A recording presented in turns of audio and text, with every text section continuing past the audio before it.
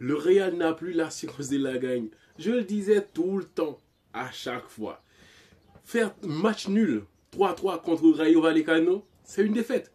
Une défaite parce que le Real a encaissé 3 buts. Le Real a mené en plus. Qu'est-ce que ça veut dire? Le Real a des temps forts, oui, mais la maîtrise dans le jeu, je ne vois plus ça au Real Madrid. Ces derniers temps, le Real n'arrive même pas à maîtriser un match pour une mi-temps et bien gérer. Non, il y a toujours la galère et tout ça.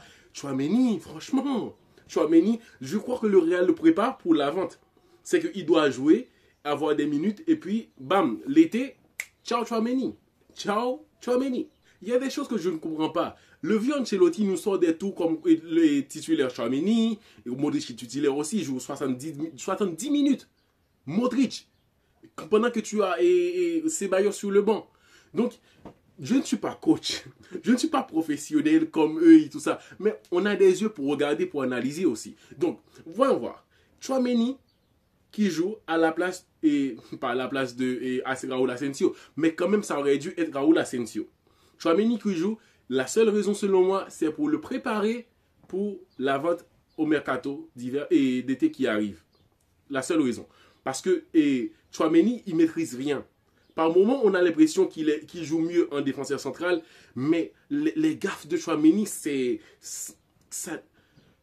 incompréhensible. Tchouaméni, c'est incompréhensible. Donc, il faut qu'il fasse un peu plus d'efforts. À certains moments, on a l'impression que le Real s'est enfin réveillé pour maîtriser le jeu, d'être un peu plus calme, de ne pas faire des longs passes un peu comme des fous, mais de maîtriser dans le jeu. Avec l'entrée de Camavinga, il y a eu quelque chose. On sentait que le Real a quelqu'un qui peut faire des sorties de balles. Et Camavinga, il est très calme, posé, intelligent, très technique. C'est pour ça qu'il arrive à faire le travail beaucoup mieux que Modric, que d'autres joueurs au Real Madrid en ce moment. Et je me demande pourquoi ce n'était pas Ceballos à la place de Modric. Je ne comprends pas. À quoi joue le vieux Ancelotti? Le vieux Ancelotti, il nous sort des tours qu'on n'arrive même pas à comprendre. Déjà, Tchouaméni qui joue, je ne comprends pas. La seule raison, selon moi, c'est pour le préparer pour les ventes dans le mercato. À part ça, plus rien. Je vous présente Bellingham.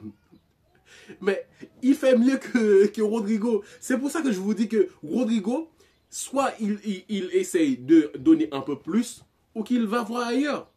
Simple. Parce que même si le joueur, sous ce match-là, il a été bon, ouais. C'est l'un des meilleurs joueurs du Real Madrid sous ce match-là. Mais quand même, c'est un joueur à critiquer par rapport à quoi? Ses stats. Bellingham, c'est 6 buts en Liga. Et si on voit les derniers matchs de Bellingham, c'est une dinguerie. Plus qu'un attaquant au Real Madrid.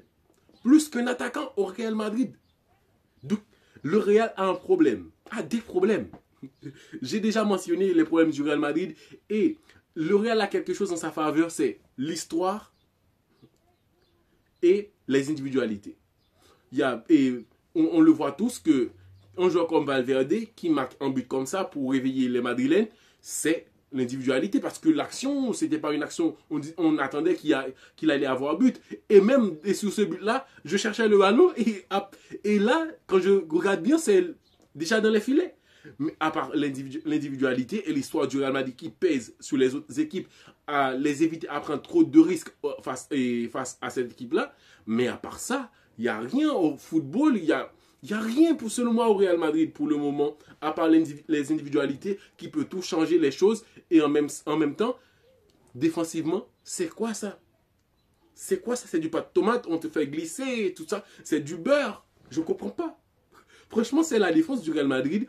Real Madrid a gagné contre l'Atalanta.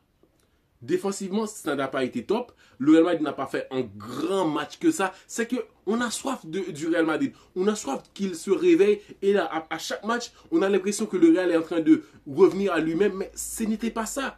Moi, je le disais franchement. Le Real a gagné contre l'Atalanta, mais c'était un match de 3-3. Et cette fois-ci, on l'a vu que le Real n'était pas bon et cette équipe-là n'était pas autant efficace dans le goal.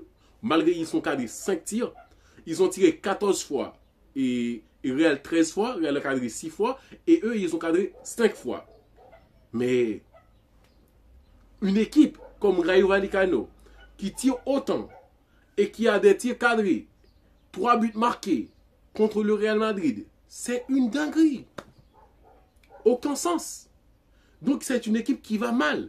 Oui, c'est quand même le Real, on dit toujours, c'est le Real. Mais ce sont l'individualité. Vinicius, j'ai l'impression qu'il ne va pas jouer toute la saison sur le côté gauche.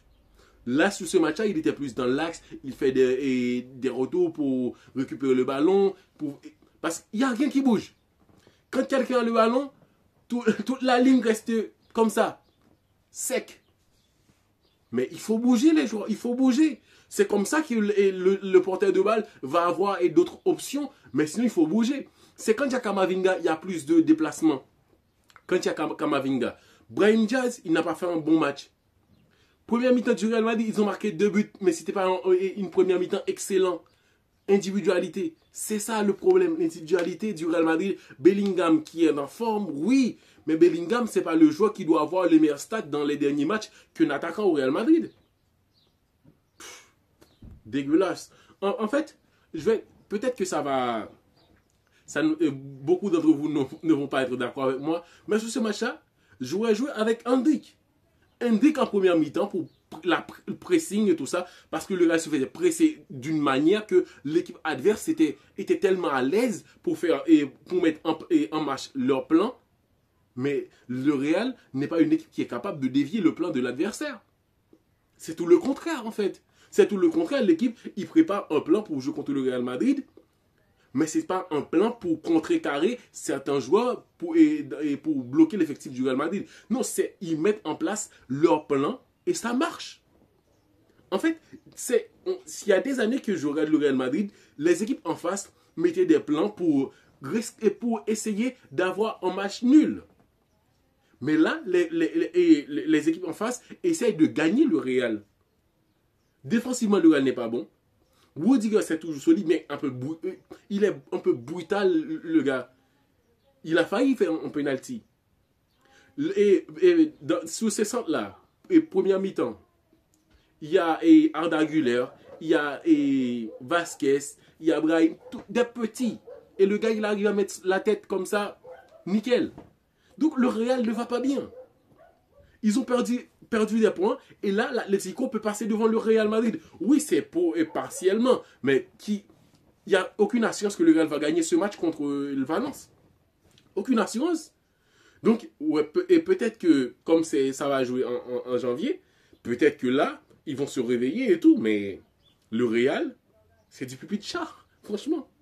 Ça fait du bruit que c'est le Galactico, c'est tout ça. Mais il n'y a rien de galactique dans tout ça. C'est pathétique, c'est pas galactique, c'est pathétique le Real. Donc il faut se réveiller parce que par un moment dans le match, on sentait que le Real allait faire quelque chose. Oui, deuxième mi-temps, le Real entamait la deuxième période avec plus d'énergie et tout ça. Rodrigo a marqué un super but. Rodrigo a fait, c'était le meilleur joueur du Real Madrid sur ce match-là. Et c'est sa première match de la saison que je peux dire que Rodrigo, il était, bravo. Mais c'est dommage, le Real n'a pas gagné. Le Real n'a pas gagné. Le Real entame une belle deuxième période. Et là, ils ont marqué un but.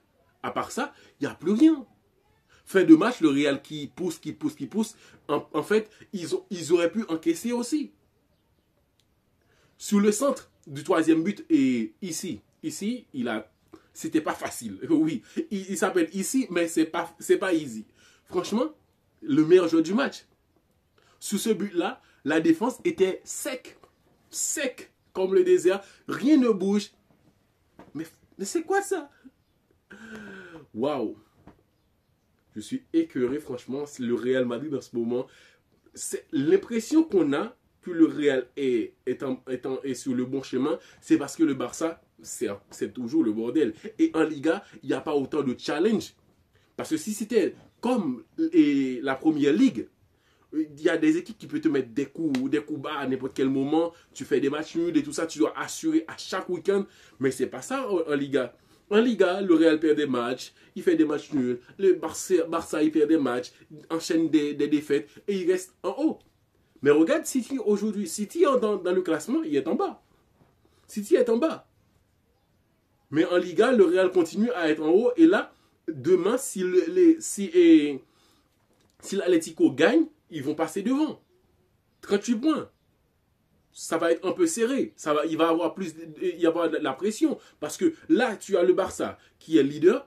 Oui, le Barça est à l'avantage. Mais quand même, il y a l'Atlético qui se rapproche et qui monte au niveau. Le niveau augmente parce que Julián Alvarez, il marque des buts. Et il y a aussi le joueur là, Griezmann, qui ne chôme pas. Et autant, il y a le jeune Simeone, je crois, qui crache du feu quand même. Donc l'Atlético, il arrive en force.